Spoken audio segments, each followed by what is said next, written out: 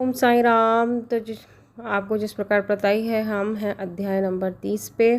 तो जितनी भी त्रुटियां हमारे किरदार में हैं, चरित्र में हैं, परेशानियां हैं, आसक्तियां हैं, जितनी भी विपत्तियां हैं, सब बाबा के चरणों में आप डाल दीजिए। इच्छाएं हैं, बहुत सारी दुविधाएं हैं, सब जो है आप डाल दीजिए बाबा के चरणों में। और उसके बाद में आप श्रवण कीजिए इन बाबा की कथाओं का। तो यही है सच्ची साईं भक्ति, और यही है साईं बाबा के भक्ति का मार्ग। अन्यथा और भी जो भी बताते हैं सब है व्यर्थ।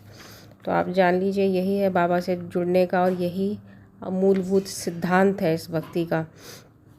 तो कल काका जी वैद्य जो है, उनको जब बहुत ज़्यादा परेशान हो गए, तो आपने देखा कि किस प्रकार से सप्तश्रृंगी देवी ने जो है उनको दृष्टांत दिया और बोला आप बाबा के पास जाओ। और यहाँ पे जो बाबा के भक्त थे श्यामा, तो उनको भी बताया जो छीने की सप्तश्रृंगी देवी का जो आपने कुछ कबूला हुआ तो आपने पूरा नहीं किया है, इसीलिए देवी जो आपसे रुष्ट हैं।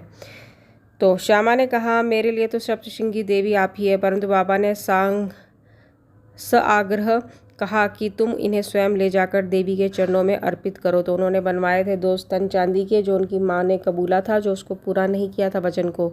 तो बाबा ने बोला जाओ जाके मंदिर में अर्पण कर दो। बाबा की आज्ञा व उदी लेकर उन्होंने वणी को प्रस्थान कर दिया। पुजारी का घर पूछते पूछते वे काका जी के पास जा पहुँचे। काका जी इस समय बाबा के दर्शन को बड़े उत्सुक थे, और ठीक ऐसे ही मौके पर श्यामा भी वहाँ पहुँच गए।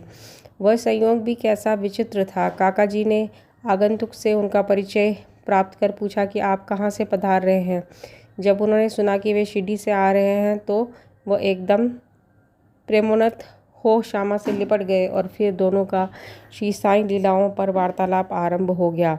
अपने वचन संबंधी कृत्यों को पूर्ण कर वे काका जी के साथ शिरडी लौट आए। काका मस्जिद पहुंचकर बाबा के श्री चरणों से जा लिपटे। उनके नेत्रों से प्रेमाश्रुओं की धारा बरसने लगी और उनका चित्त स्थिर हो गया। देवी के दृष्टांत अनुसार जैसा ही उन्होंने बाबा के दर्शन किए, उनके मन की अशांति तुरंत नष्ट हो गई और वे परम शांति का अनुभव करने लगे। ये विचार करने लगे कि कैसा अद्भुत शक्ति है कि बिना कोई संभाषण या प्रश्नोत्तर किए अथवा आशीष पाए दर्शन मात्र से ही अपार प्रसन्नता हो रही है। सचमुच में दर्शन का महत्व तो इसे ही कहते हैं। उनके त्रिषित नेत्र साईं चरणों पर स्थिर हो गए और वे अपनी जीवा से एक शब्द भी न बोल सके।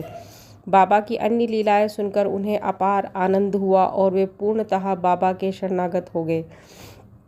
सब चिंताओं और कष्टों को भूलकर वे परम आनंदित हुए। उन्होंने वहाँ सुखपूर्वक 12 दिन व्यतीत किए और फिर बाबा की आज्ञा, आशीर्वाद तथा उदी प्राप्त कर अपने घर लौट गए। तो ये है साईं दर्शन करने का सुख, अद्भुत सुख। दूसरा है खुशाल चंद रहाता निवासी। ऐसे कहते हैं कि प्रातः बेला में जो स्वप्न आता है वह बहुधा जागृत अवस्था में सत्य ही निकलता है। ठीक ही ऐसा ही होता होगा, परंतु बाबा के संबंध में समय का ऐसा कोई प्रतिबंध नहीं था।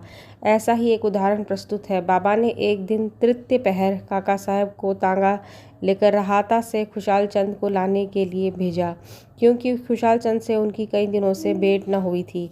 रहाता पहुंचकर काका साहब ने ये संदेश उन्हें सुना दिया। ये संदेश सुनकर उन्हें महान आश्चर्य हुआ और वह कहने लगे कि दोपहर को भोजन के उपरांत थोड़ी देर मुझे आप झपकी आ गई थी। तभी बाबा स्वप्न में आए और मुझे शीघ्र ही शिरडी आने को कहा, परंतु घोड़े का उचित प्रबंध न हो सकने के कारण मैंने अपने पुत्र को यह सूचना देने के लिए ही उनके पास भेजा था। जब वह गांव की सीमा तक ही पहुंचा था, तभी आपने सामने से तांगे में आते दिखे। वे दोनों उस तांगे में बैठकर शिरडी पहुंचे तथा बाबा से भेंट कर उन्हें बड़ी प्रसन्नता हुई। बाबा की ये लीला देखकर खुशाल चंद गदगद हो गए।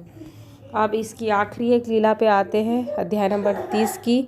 बम्बई के रामलाल पंजाबी। बम्बई के एक पंजाबी ब्राह्मण श्री रामलाल को बाबा ने स्वप्न में एक महंत के वेश में दर्शन देकर शिरडी आने को कहा। उन्हें नाम ग्राम का कुछ भी पता न चल रहा था। उनके श्री दर्शन करने की तीव्र उत्कंठा तो थी, परंतु पता ठिकाना ज्ञात न होने के कारण वे बड़े असमंजस में पड़े हुए थे। जो आमंत्रण देता है वही आने का प्रबंध भी करता है, और अंत में हुआ भी वैसा ही। उसी दिन संध्या समय जब वे सड़क पर टहल रहे थे, तो उन्होंने एक दुकान पर बाबा का चित्र टंगा दिखा। स्वप्न में उन्हें जिस आकृति वाले महंत के दर्शन हुए थे वे इस चित्र के ही सदृश थे। पूछताछ करने पर उन्हें ज्ञात हुआ कि यह चित्र शिरडी के श्री साईं समर्थ का है और तब उन्होंने ही शिरडी को प्रस्थान कर दिया तथा जीवन पर्यंत शिरडी में ही निवास किया। इस प्रकार बाबा ने अपने भक्तों को अपने दर्शन के लिए शिरडी में बुलाया और उनकी लौकिक तथा पारलौकिक समस्त इच्छाएं पूर्ण की। तो आज होता है अध्याय नंबर 30 का यहीं पे विराम। तो श्री सद्गुरु साईनाथ अर्पणस्तु, शुभम भवतु।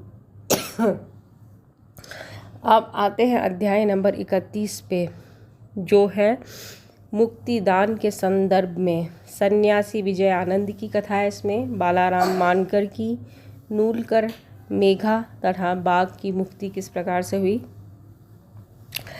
तो इस अध्याय में हेमाडपंत बाबा के सामने कुछ भक्तों की मृत्यु तथा बाघ के प्राण त्याग की कथा का वर्णन करते हैं। तो मृत्यु के समय में जो अंतिम इच्छा या भावना होती है वही भविष्यवेता का निर्माण करती है। श्री कृष्ण ने गीता में अध्याय नंबर 8 में कहा है कि जो अपने जीवन के अंतिम क्षण में मुझे स्मरण करता है मुझे ही प्राप्त होता है तथा उस समय वो जो कुछ भी दृश्य देखता है उसी को अंत में पाता है। ये कोई भी निश्चयात्मक रूप से नहीं कह सकता कि उस क्षण हम केवल उत्तम विचार ही कर सकेंगे। जहाँ तक अनुभव में आया है ऐसा प्रतीत होता है कि उस समय अनेक कारणों से भयभीत होने की संभावना रहती है।